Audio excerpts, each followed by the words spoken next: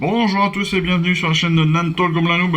Aujourd'hui on est sur le numéro 29, c'est la peinture sans figurine, la peinture sans figue. On commence à en avoir l'habitude, c'est-à-dire que c'est le numéro, c'est le numéro du mois où on a de la peinture et on n'a pas de figurine à peindre. Donc j'en profite et je vous fais cette petite vidéo pour simplement partager avec vous les différentes avancées qu'il nous propose de faire. Je rappelle que ce mois-ci, nous avons eu deux peintures. On les a là. Le Baraknar Burgundy, donc qui est un violet très sombre, un violet marron, on va dire assez sombre, assez sympa. Et puis le Rune Lord Brass. Le Rune Lord Brass, on est sur un mélange, pour vous donner une idée, un peu bronze, entre le Lead Bleacher et le Rétributeur en fait. Donc c'est ça l'idée. Ce que j'aime bien, c'est que mine de rien, quand ils nous les mettent dans nos fascicules, on a une idée justement de la couleur qui va ressortir. Donc ça, c'est plutôt pas mal. C'est plutôt pas mal. Eux, le Baraknar Burgundy, ils s'en servent principalement pour les manches. En fait, pour les manches de toutes les armes de nos Stormcast, principalement donc les lances, les marteaux, les épées, mais aussi là sur Gardus âme d'acier, sur le revers de ses marteaux, de sa cape là, sa cape de guerre, sur le revers de sa cape de guerre ils en mettent. C'est pas obligatoire sur ce côté là, je trouve. Moi je l'ai pas fait, je trouve pas que ça amène beaucoup plus. Sur les manches, ça peut être une très bonne idée, la couleur est plutôt sympa. Après, ça dépend si vous les avez déjà fait ou pas. Moi, je sais que je les ai déjà fait en rouge, en corne raid, avec un petit peu avec de l'ombrage dessus. Donc, je vais pas revenir dessus. Par contre, ça peut être utile en effet sur des champignons. Ça peut être utile sur des figurines que vous n'avez pas terminées, pour faire justement des capuches, pour faire des pochons, des poches. Enfin voilà, je sais pas comment vous appelez ça, des petits sacs. Ça dépend de quelle région vous êtes. Mais voilà, pour faire des fioles, ça c'est plutôt pas mal, ça va donner un petit peu de diversité. Après le Rune Lord, ce qui est intéressant avec le Rune Lord, c'est qu'on va pouvoir mettre de la diversification dans toutes les armures. Ça c'est plutôt cool. Moi j'avoue que je m'en sers beaucoup. Au même titre que le Lead Bleacher avec le Rétributeur. Je m'en sers beaucoup parce que justement j'en mets un petit peu de partout pour ombrer, pour différencier des parties d'armure, pour rendre un petit peu plus vieillot certaines armures. Voilà, je m'en sers comme ça en fait. Je trouve que ça va très très bien aux orques. Je trouve que ça va très très bien aux villes, au Gloomspite. Voilà, sur certains points. J'aime bien aussi mettre quelques traits ou mettre juste un morceau d'armure ou voilà. Ça donne encore une fois un cachet qui est légèrement différent que le Lead Bleacher. Le Lead Bleacher est très brillant sur le principe. On est sur de l'argent hyper brillant.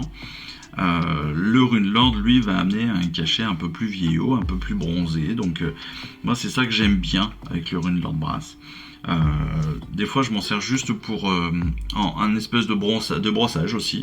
Par rapport au Lead Bleacher, je peux en mettre juste en brossage. Je peux en mettre comme là sur le chaman. Je vais en mettre que sur certains éléments, en effet, sur son bracelet. Après, en effet, vous allez pouvoir mettre une partie de ces pendentifs. Vous allez pouvoir faire les pics, par exemple, ou certaines armes. Voilà. Lorsqu'on regarde après la galerie, très simplement vous pouvez vous dire tiens voilà, plutôt que de faire mes boucliers en Lead Bleacher, je vais les faire en Rune Brass. Plutôt que de faire toute mon empaleuse en Lead Bleacher, encore que beaucoup de choses peuvent être faites en Lead Bleacher, et bien en effet je vais peut-être faire juste les arcs, les arcs à l'avant de mon empaleuse là, les pièces d'arc, juste ça en Rune Lord, pour Pour d'autres, voilà, on va pouvoir faire juste tout ce qui est partie métallique justement du carquois. Enfin voilà, l'idée c'est de trouver aussi comme ça des idées justement pour essayer de diversifier, pour pas avoir une seule et même couleur, mais bien avoir un ensemble de couleurs qui fasse cohérent, parce que justement, et encore plus avec les orques, les Cruel Boys, clairement, on est sur de la récup. C'est des morceaux qu'ils ont chopés à droite à gauche, c'est des trucs qu'ils ont volés, voilà. Et je trouve que ça va bien avec eux de changer comme ça de couleur, parce que ça montre, ça prouve vraiment l'idée de vol, de récupération, de recyclage. Pas recyclage vu moderne que l'on a, mais bien recyclage. J'ai trouvé ça pourrait très bien aller avec telle chose, etc. Vous voyez, j'ai trouvé un morceau de plaque de métal, boum boum, je la retravaille un petit peu et je m'en fais une armure. Voilà, je trouve que ça marche plutôt bien. Et pour le burgundy, eh bien c'est pareil, ça permet d'avoir un petit peu de diversification dans la couleur. Moi, vous savez que, par exemple, sur mes Cruel Boys, j'ai différentes couleurs. J'ai mis du marron, du vert, du bleu aussi, enfin des trucs assez sombres, mais un peu en me disant, bah tiens, voilà, il a récupéré un morceau de toge d'un Stormcast, il l'a récupéré, boum, il l'a déchiré, il s'en est fait une partie de sa toge lui-même. Pareil, il a récupéré un morceau de vert, un morceau de marron, boum, il a tout recousu au milieu, et voilà. L'idée, c'est ça. C'est de pouvoir justement différencier, de profiter de tout ça. Ça vous permet d'avoir un petit peu plus justement de justesse hein, dans vos figurines, je trouve. Pareil, là, on est sur le boss. Le boss qui tue, jusque là tout va bien. Et vous savez qu'il a le pied sur un Stormcast. On peut mettre un petit peu de Runebrass sur ce Stormcast qui est très coloré avec le rétributeur. Mais on peut mettre un petit peu de Runebrass pour dire bah voilà, il rouille un petit peu, mine de rien, il est dans la terre, il est mort. Ça fait peut-être des jours et des jours qu'il est là. Et ben voilà, ça fait un petit effet sali, ça fait voilà plein de petites choses comme ça. Donc faut penser à ça. Faut profiter de ces couleurs supplémentaires pour donner encore plus de vie, donner encore plus d'identité à nos figurines et donc les rendre encore plus humaines, cruelles, enfin tout ce que vous voulez quoi. Voilà. C'était les petits conseils du jour avec ces deux nouvelles peintures.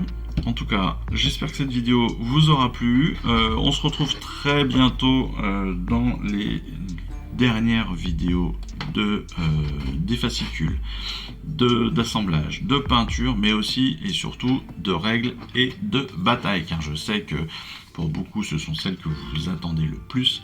Donc les peintures, les règles et les batailles, n'hésitez pas à les regarder, à les consulter, à en parler autour de vous pour que chacun puisse les voir et les multiplier, etc. etc. Enfin, vous avez compris ce que je veux dire. Allez, c'est tout pour aujourd'hui. Je vous embrasse, je vous dis à très très vite, je vous souhaite une excellente semaine, et puis c'est tout. Allez, ciao, bye bye. Salut. Je vous remercie d'avoir suivi cette vidéo. Si ça vous a plu, eh bien abonnez-vous, lâchez un petit like et un commentaire, et suivez-moi sur Instagram où je poste régulièrement des photos de mes dernières réalisations et dernières peintures. Et puis comme il est maintenant de tradition sur la chaîne, je vous souhaite une excellente fin de journée, et surtout, lisez bien, collectionnez bien, assemblez bien, peignez bien et jouez bien. Allez, je vous embrasse et puis je vous dis à très vite. Allez, ciao, bye bye.